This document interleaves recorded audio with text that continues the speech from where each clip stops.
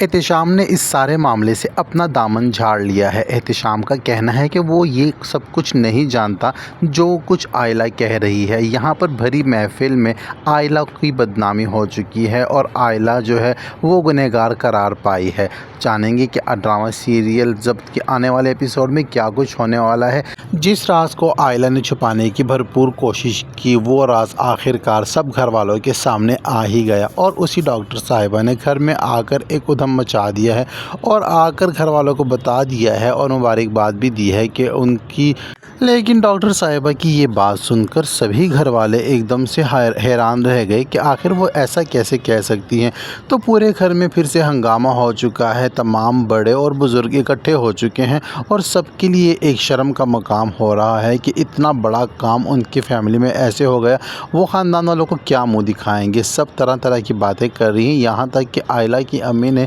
تو عائلہ کو پکڑ کر مار بھی ڈالا ہے، اس کو مارا ہے، اس کو پیٹا ہے اور اسے کہا ہے کہ تم نے آخرکار یہ ایسا کیسے کرنے دیا اور ایسا کیسے ہو گیا، تم کوئی چھوٹی بچی تو نہیں تھی، تمہیں خاندان کی عزت کا، اپنے باپ کی عزت کا ذرا بھی اندازہ نہیں تھا کہ تم کس طرح اپنے پیروں کے تلے اس کو روند کر یہ قدم اٹھانے جا رہی ہو۔ عائلہ بہت پریشان ہے، عائلہ کو خود سمجھ نہیں آ رہی کہ اس نے اتنی بڑی غلطی آخر کیوں کر دی، اس نے احتشام کی بات مانی ہی کیوں۔ احتشام تو نہایت ہی بزدل انسان ہے اور احتشام نے اپنی بزدلی کا ثبوت بھی دے دیا ہے۔ جب یہ سارا معاملہ ہوتا ہے اور دونوں بھائی آپس میں لڑ رہے ہوتے ہیں اور ایک دوسرے پر الزام تراشی کر رہے ہوتے ہیں، ایک بھائی دوسرے بھائی کی بیٹی پر الزام لگا رہا ہوتا ہے تو دوسرا بھائی پہلے بھائی کی بیٹے پر الزام لگا رہا ہوتا ہے اور یہاں پر جو پورا میدان ہے وہ جنگ کا میدان بنا ہوا ہے۔ لیکن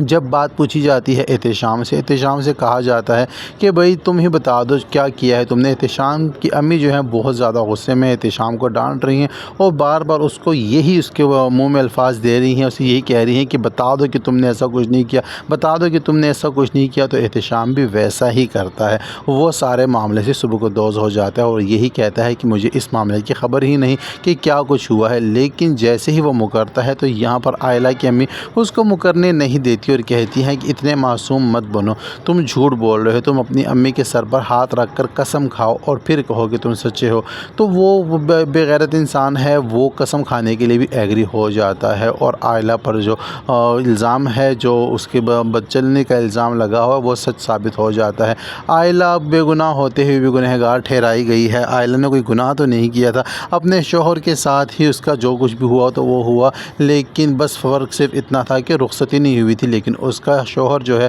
جس سے اس کا نکاح ہو چکا ہے وہی اتنا بے حس اور بے غیرت نکلے گا، اس کا تو عائلہ کو اندازہ ہی نہیں تھا۔ عائلہ بیچاری رو رہی ہے، خود کو کوس رہی ہے اور خود کو مار بھی رہی ہے کہ آخرکار اس نے یہ سب کچھ کیسے ہونے دیا اور کیوں کر کے اس کے ساتھ ہو گیا۔ عائلہ کو دیکھ کر اون بھی بہت زیادہ پریشان ہے۔ ادھر رملہ بھی اون کو بار بار یہی کہہ رہی ہے کہ تم چودھری بنے پھر رہے ہو، تم کیوں اس لڑکی کے ساتھ اس طرح گھوم رہے ہو، کیا رشتہ ہے تمہارا اس کے ساتھ، کہیں یہ سب کچھ تمہارا کیا دھرا تو نہیں ہے۔ تو رملہ کو اون یہی جواب دیتا ہے کہ میرا عائلہ کے ساتھ وہی رشتہ ہے جو تمہارے ساتھ ہے، لہٰذا تم اپنے کام سے کام رکھو۔ تو یہاں پر رملہ سے پوچھتی ہے تو تم کیوں اس کو ہاسپٹل لے کر جا رہے ہو، کبھی ڈاکٹر کے پاس لے کر جا رہے ہو، کیا یہ تمہاری ذمہ داری ہے؟ تو یہاں پر اون جو ہے وہ رملہ سے یہ کہتا ہے کہ جب تمہارا بزدل کزن اپنی ذمہ داریوں سے پیچھے ہٹے گا تو کوئی تو آگے بڑھے گا۔ میں اس لیے اس کے ساتھ جا رہا تھا کہ وہ اکیلی تھی، میں اس کا ساتھ اس لیے دے رہا تھا۔ تو یہاں پر اب رملہ کو پتہ چل چکا ہے کہ اون کا قصور نہیں ہے، لیکن تمام گھر والے اون کو ہی قصوروار سمجھ رہے ہیں اور خاص کر کے احتشام کے امی اور ابو اون کو ذمہ دار سمجھ رہے ہیں، کیونکہ انہوں نے 2 مرتبہ اون کے ساتھ عائلہ کو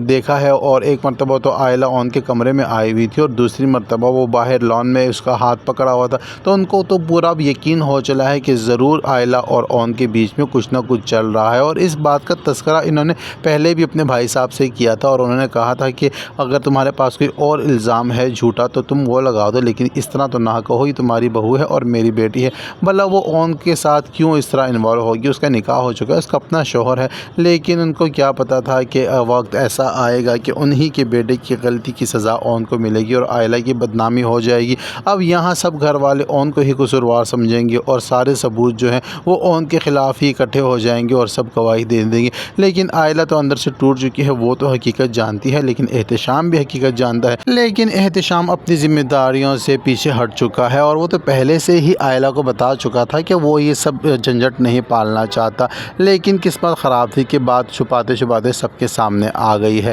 اب اون جو ہے وہ بری طرح سے پھنس چکا ہے۔ اون اپنی بے گناہی کا یقین سب کو دلانے کی کوشش کر رہا ہے، لیکن اس گھر میں تو ایسا کوئی بھی نہیں ہے سوائے بی جان کے جو اون کی بات پر یقین کرے۔ سب گھر والے اکٹھے ہو کر اون پر ہی الزام لگائیں گے اور آنے والے ایپیسوڈز میں ہم دیکھیں گے کہ آئلہ جو ہے اس کو اون کے ہی پلے باندھا جائے گا اور اون کو ہی اس کو اپنے ساتھ لے کر چلنا پڑے گا۔ اون ویسے دل ہی دل میں آئلہ کو پسند بھی کرتا ہے اور آئلہ پر اس کا دل بھی دکھتا ہے، اس کو پسند بھی کرتا ہے اور اس کو ترس بھی آتا ہے، لیکن آئلہ جو ہے دل سے تو اون کو قبول نہیں کر پائے گی، کیونکہ آئلہ جانتی ہے کہ آئلہ اب داغدار ہو چکی ہے۔ اب احتشام کے ساتھ اس کا رشتہ بھی ختم کر دیا جائے گا اور کھڑے کھڑے جو نکاح تھا اس کو طلاق کے ذریعے ختم کر دیا جائے گا اور آئلہ کی زندگی تو برباد ہو ہی جائے گی۔ لیکن اون جو ہے وہ سہارا دے گا آئلہ کو اور اون کو جو ہے آئلہ کو دوبارہ سے زندگی کی طرف لے کر آئے گا۔ تو یہ سب کچھ ہونے جا رہا ہے ڈرامہ سیریل ضبط کے آنے والے ایپیسوڈ میں۔ اب تک کے لیے اتنا ہی۔ ویڈیو پسند آتی ہے تو ویڈیو کو لائک اور چینل کو سبسکرائب کرنا ہرگز نہ بھولیں۔ ملتے ہیں نیکسٹ ویڈیو کے ساتھ۔